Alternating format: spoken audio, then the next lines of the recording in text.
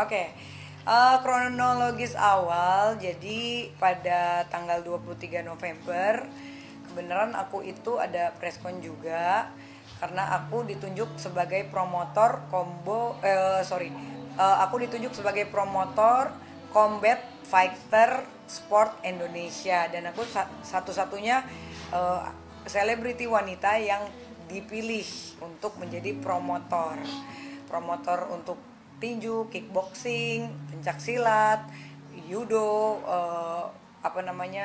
terus taekwondo, kickboxing dan yang lain-lainnya. Jadi pada saat itu aku happy banget ya, alhamdulillah karena aku dapat jabatan baru.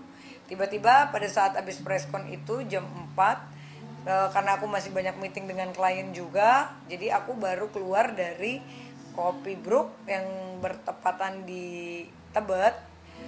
Itu sekitar jam 12:30 malam.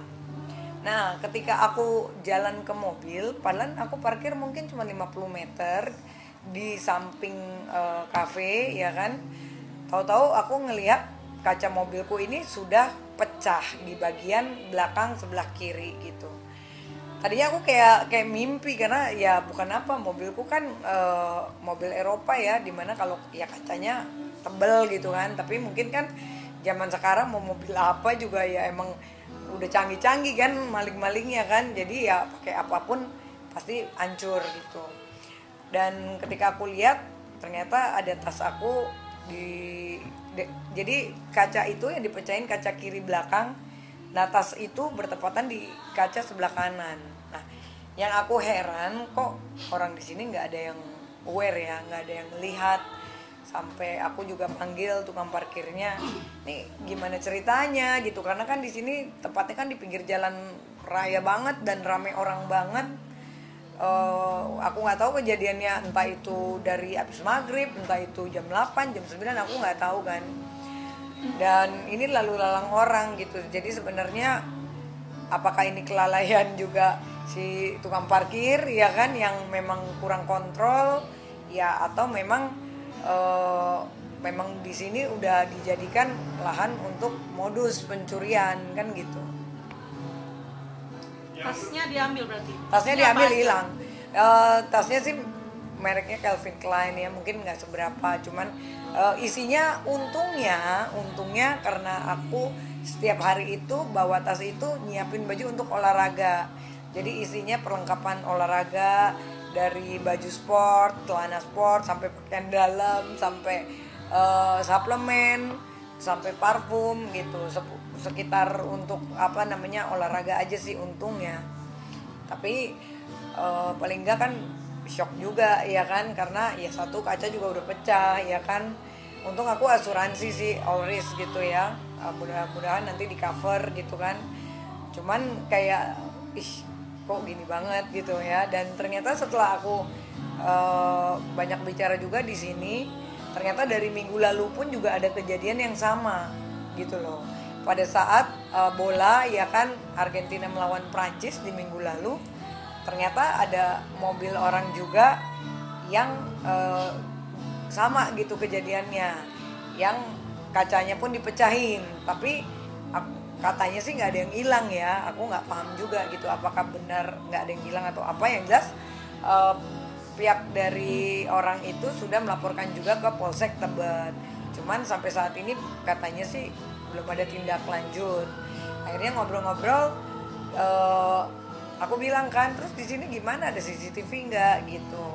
Kalau kata orang di sini sih CCTV-nya nggak ada. Tapi ya pada saat aku di BAP, aku tanya kepada kepolisian sih katanya ada. Cuman sampai hari ini masih simpang siur nih. Aku juga lagi menunggu perkembangannya seperti apa. Yang jelas setelah kejadian itu jam 12:30 aku langsung cepat melaporkan ke Polsek Tebet gitu. Kerugiannya berapa? Kalau kerugiannya sih, kalau isi barang sekitar tas sih mungkin sekitar 10 jutaan ya, nggak terlalu banyak gitu ya dari harga tas sampai barang-barangnya. Ya cuman pasti kan kaca pecah, ya untungnya asuransi gitu kan, semoga di cover. Terus sama kayak shock aja, karena ya untung banget, aku masih beruntung maksudnya, karena kan kadang-kadang aku juga suka bawa barang berharga di mobil gitu loh. Dan yang diambil tuh di bangku belakang, bangku tengah gitu loh. Jadi barang yang ada aja. Padahal di belakang sini di depan juga sebetulnya ada barang berharga. Tapi kan mungkin karena keterbatasan ya kan, karena kacanya dipecahin di bagian kiri tengah, jadi pasti kan orangnya nggak bisa masuk ke dalam ngacak-ngacak. Cuman yang jelas yang agak bingung, jarak dari kaca yang pecah itu mau ngambil tas di sebelah kanan kan lumayan ya, paling gak palanya masuk banget gitu kan ke dalam, ngerogoh. Masa sih nggak ada yang ngeliat seramai ini. Dan pada saat itu penuh banget, banyak banget orang yang nongkrong apa gitu. Makanya aku kayak, kecuali kalau tempat sepi ya udahlah ya, mungkin kayak ya bagaimana ya kan, wajar lah kalau orang nggak aware gitu. Kalau ini kan tempatnya ramai banget gitu. Makanya ya aku sih menghimbau kepada pihak kepolisian ya kan, khususnya Polsek Tebet, agar segera cepat menindaklanjuti. Apalagi udah ada kejadian seperti ini kan, bukan aku aja kan, dari minggu lalu juga sudah ada kejadian ini dan sudah melaporkan, cuman belum ada perkembangan sampai saat ini. Nah mudah-mudahan dengan adanya kasus aku ini buat jadi atensi juga kepada pihak kepolisian, khususnya Polsek Tebet, mungkin untuk lebih pengamanannya, atau mungkin CCTV-nya diperbanyak ya kan, karena kan di daerah Tebet ini kan wilayah strategis kan. Kasihan juga nanti kalau banyak berulang begini terus kan, orang jadi satu jadi merasa tidak aman.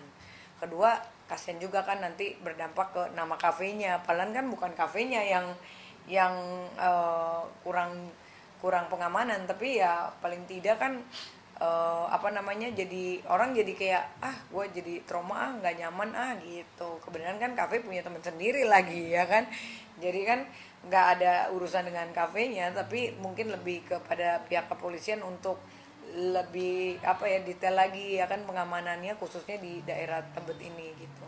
Pada saat itu Mbak Gumala waktu datang ke kafe sendiri atau rekan juga? Aku sama teman-teman gitu, karena habis meeting juga sama partner aku Bang Denny Lubis juga, karena ada kasus juga, habis tanda tangan surat kuasa juga.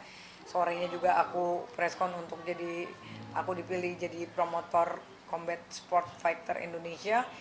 Jadi ya pada saat itu posisi kita lagi rame-rame pas pulang gitu loh. Makanya shock sih, lebih tepatnya ke shock ya. Mungkin kalau kerugian ya udah pasti rugi, tapi ya udahlah gitu kan.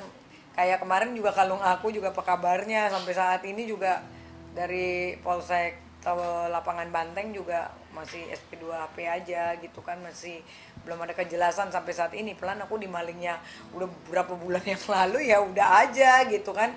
Nah semoga ini juga jangan seperti itu lagi gitu kan, apalagi kita juga public figure gitu kan, dan ini juga baru ada kejadian seperti ini minggu lalu gitu. Jadi harus lebih cepat sih, lebih diatensikan lagi gitu loh.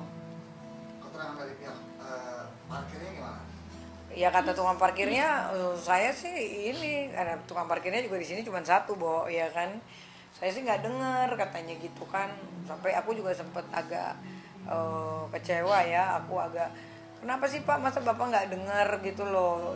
Oke lah, mungkin kalaupun kacanya dipecahin nggak ada yang dengar, tapi ini langsung diambil begitu loh di dalam mobil, tangannya itu kan berarti kepalanya sampai masuk ke dalam mobil kan, karena kacanya itu setelah dipecahin ditekan ke dalam, jadi di bangku itu semuanya kaca semua isinya gitu loh. Masa sih sampai segitunya gitu. Makanya ya aku bilang next time Bapak lebih kontrol lagi dong. Ya mungkin penambahan keamanannya juga ya, mungkin tambah lagi tukang parkirnya gitu kan, karena kalau satu juga memang kalau ngurusin segitu banyak parkiran ya mungkin dia anggaplah mungkin lagi ngurusin parkiran yang di ujung, tiba-tiba yang aku kejadian dia nggak lihat, anggaplah seperti itu. Tapi kan yang jelas kan banyak orang banget nih gitu, masa satu pun nggak ada orang sih yang tahu, gitu aja sih yang aku masih kayak annoying, masih bingung gitu. Itu kejadiannya jam berapa? Tepatnya? Aku nggak tahu kejadiannya jam berapa, karena mobilku dari jam 4 sore sudah parkir di situ. Aku baru keluar jam 12:30. Iya, dari kafe itu. Jadi aku nggak tahu apakah ini jam 5, jam 6, jam 7, jam 8. Aku pun tidak tahu, bingung makanya. Tahunya itu dari siapa? Aku taunya karena aku pas pulang, aku baru baliknya kan 12:30. Pas mau pulang. Iya, benar. Baru aku tahu kan gitu. Alarmnya nggak nyala ya? Nah itu dia, aku nggak paham ya, kok bisa alarm Mercy-nya nggak nyala. Ya mungkin ya nggak ngerti ya, soalnya gue juga nggak pernah nyolong sih ya. Maksudnya mungkin kalau kacanya yang dipecahin dengan caranya mereka itu mungkin karena nggak bunyi ya alarm juga nggak bunyi, Bo. Mungkin kalau diketok kenceng ya itu kan metode zaman dulu ya kan. Kalau zaman sekarang kan rampok sekarang udah canggih-canggih kan, ya kan, udah yang touch untouchable ya kan, tahu-taunya hilang aja barang gitu. Ada trauma nggak sih Kak? Trauma karena ini kan pertama kali, maksudnya gini, aku waktu kalungku dijamret itu aja udah trauma banget, sampai aku jadi circleku aku kecilin kan gitu, kayak yang aduh, padahal dia nyuruh gue parkir di situ, dia nggak nganterin gue balik di depan mobil gue ya kan, baru turun dari mobil dia berapa detik, tahu-tahu dari lawan arah cowok ngedeketin aku udah sampai giniin tas aku, tahu-taunya.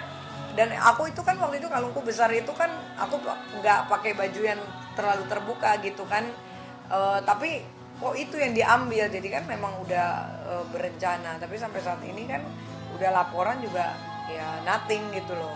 Tapi mau menuntut apa pertanggungjawaban mungkin ke siapa gitu? Ya paling tidak aku mengimbau kepada Polsek Tebet, karena kan laporannya kan memang TKP-nya kan nggak jauh dari Polsek Tebet ya kan. Dan pada saat itu juga udah subuh kan, mungkin kalau aku mau ke Polres juga udah nggak kepikiran lah ya, namanya kita lagi shock, ya udahlah ada Polsek ya kan, mudah-mudahan Kak Polseknya juga bisa langsung cepat ya kan untuk menginstruksikan